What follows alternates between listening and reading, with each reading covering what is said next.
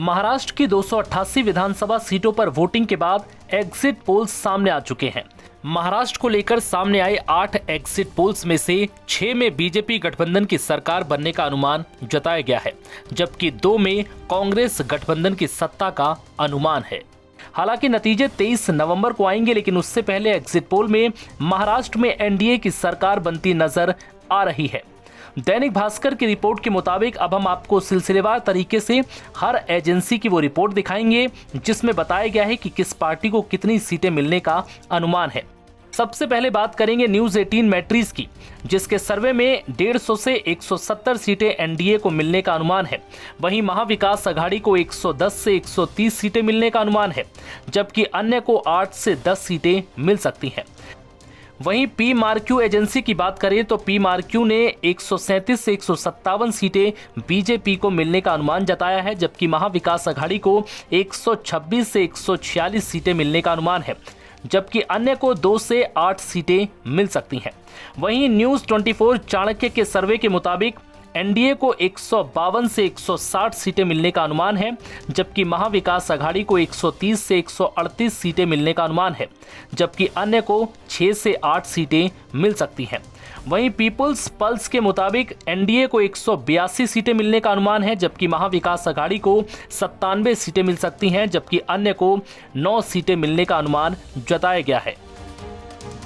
Electoral as की बात करें तो इनके सर्वे में एनडीए को 118 सीटें, महाविकास अघाड़ी को 150 सीटें और अन्य को करीब 20 सीटें मिल सकती हैं।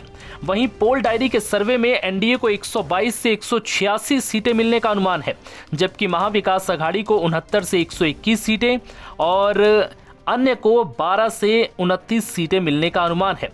दैनिक भास्कर के सर्वे में एनडीए को 125 से 140 सीटें मिलने का अनुमान है, जबकि महाविकास अघाड़ी को 135 से 150 सीटें मिल सकती हैं।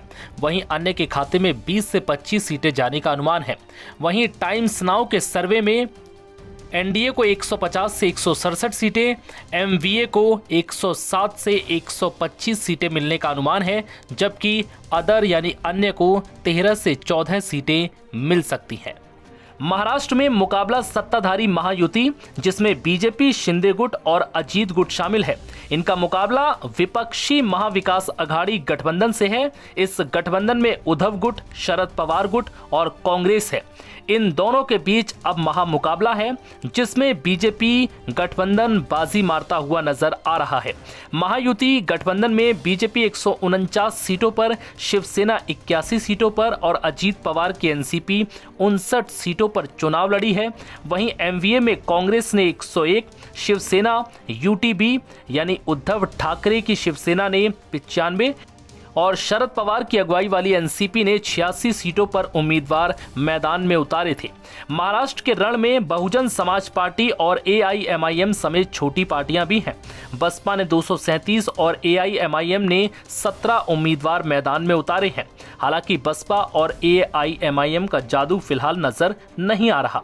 बता दें कि एग्जिट पोल चुनावी सर्वे हैं, इसके नतीजे भी चुनाव से पहले जारी होते हैं। इसमें सभी लोगों को शामिल किया जाता है। ये जरूरी नहीं है कि सर्वे के सवालों का जवाब देने वाला वोटर ही हो। इस सर्वे में अलग अलग मुद्दों के आधार पर जनता के मूड का अनुमान लगाया जाता है। एग्जिट पोल चुनाव के दौरान किया जाता है। इसके नतीजे सभी फेज के मतदान खत्म होने के बाद ही जारी होते हैं। एग्जिट पोल एजेंसियों के अधिकारी वोटिंग के दिन मतदान केंद्रों पर मौजूद होते हैं। वो मतदान करने के बाद वोटर्स से चुनाव से जुड़े सवाल पूछते हैं। वोटर्स के जवाब के आधार पर ये रिपोर्ट बनाई जाती है। रिपोर्ट का आकलन किया जाता है, जिससे पता चलता है कि वोटर्स का रुझान किस तरफ है और इसके बाद ही नतीजों का अनुमान लगाया जाता है। यानी कि ये एग्जिट पोल आते हैं जो हम आपको बता रहे हैं। एनबीटी ऑनलाइन की रिपोर्ट में इतना ही।